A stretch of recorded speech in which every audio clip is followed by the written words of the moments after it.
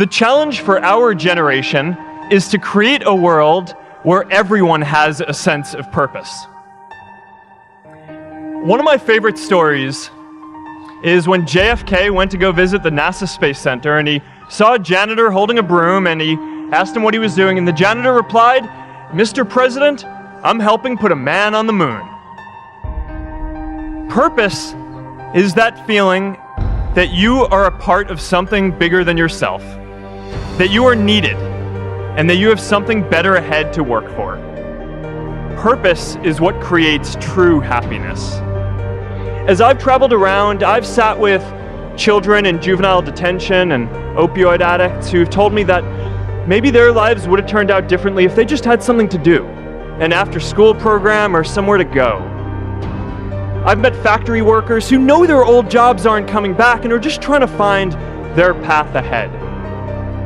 For our society to keep moving forward, we have a generational challenge to not only create new jobs, but create a renewed sense of purpose.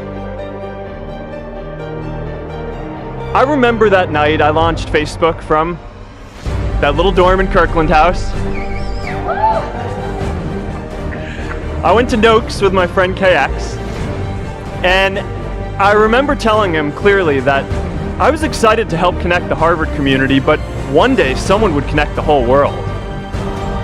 The thing is, it never even occurred to me that that someone might be us. We were just college kids. We didn't know anything about that. There were all these great big technology companies with all these resources, and I just assumed one of them would do it. But this idea was so clear to us that all people want to connect. So we just kept working on it, day after day after day. And I know that a lot of you are going to have your own stories just like this. A change in the world that seems so clear that you are sure someone else is going to do it. But they're not. You will.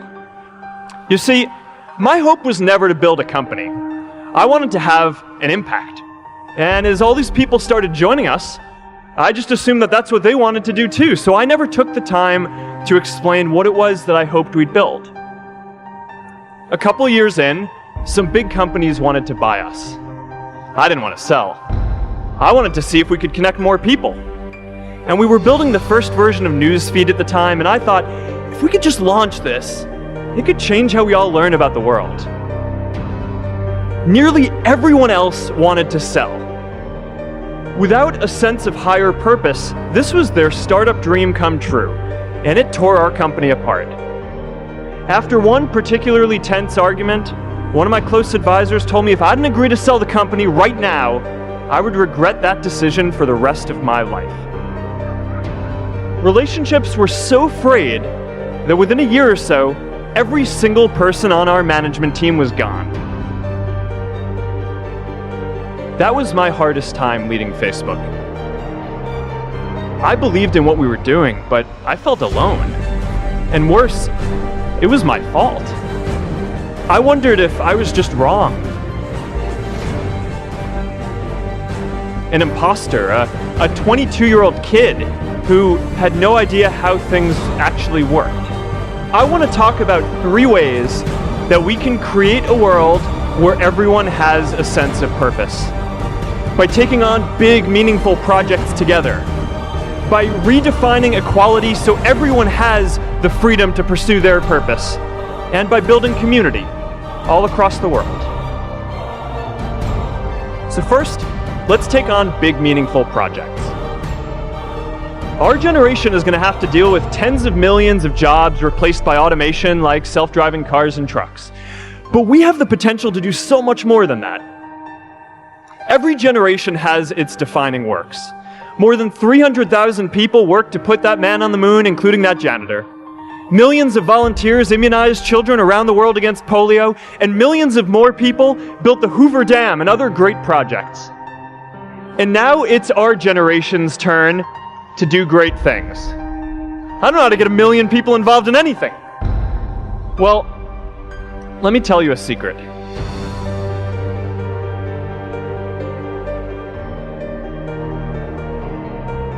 No one does when they begin. Ideas don't come out fully formed. They only become clear as you work on them. You just have to get started.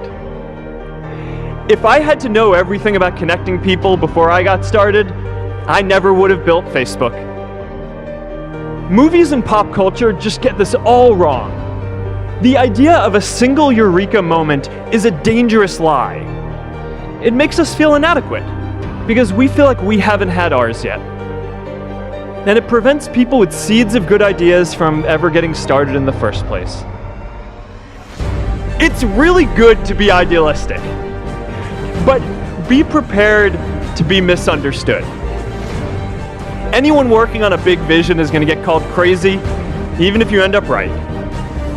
Anyone taking on a complex problem is going to get blamed for not fully understanding it, even though it's impossible to know everything up front.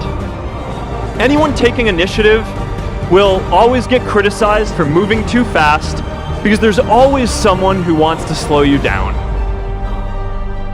In our society, we often don't take on big things because we're so afraid of making mistakes that we ignore all the things wrong today if we do nothing. The second is redefining our idea of equality so everyone has the freedom to pursue their purpose. An entrepreneurial culture thrives when it is easy to try lots of new ideas. Facebook wasn't the first thing I built. I also built chat systems and games, study tools and music players, and I'm not alone. J.K. Rowling got rejected 12 times before she finally wrote and published Harry Potter. Greatest successes come from having the freedom to fail. Look, I know a lot of entrepreneurs, and I don't know a single person who gave up on starting a business because they were worried they might not make enough money. But I know too many people who haven't had the chance to pursue their dreams because they didn't have a cushion to fall back on if they failed. But it's not just about giving money. You can also give time. And I promise you, if you just take an hour or two a week, that's all it takes to give someone a hand and help them reach their potential. An after-school program at the local Boys and Girls Club on entrepreneurship.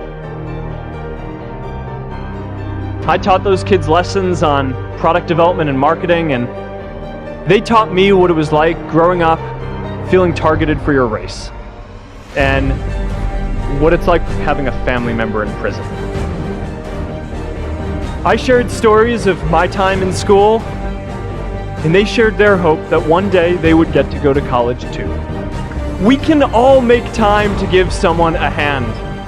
Let's give everyone the freedom to pursue purpose, not just because it's the right thing to do, but because when more people can turn their dreams into something great, we are all better for it. The third way we can create a sense of purpose for everyone is by building community. We understand that the great arc of human history bends towards people coming together in ever greater numbers, from tribes to cities to nations, to achieve things that we could not on our own. We get that our greatest opportunities are now global. We can be the generation that ends poverty, that ends disease. A student in a dorm, connecting one community at a time, and keeping at it until one day we can connect the whole world. Change starts local. Even global change starts small with people like us. In our generation, the struggle of whether we connect more, whether we achieve our greatest opportunities, comes down to this: your ability to build communities and create a world where every single person has a sense of purpose.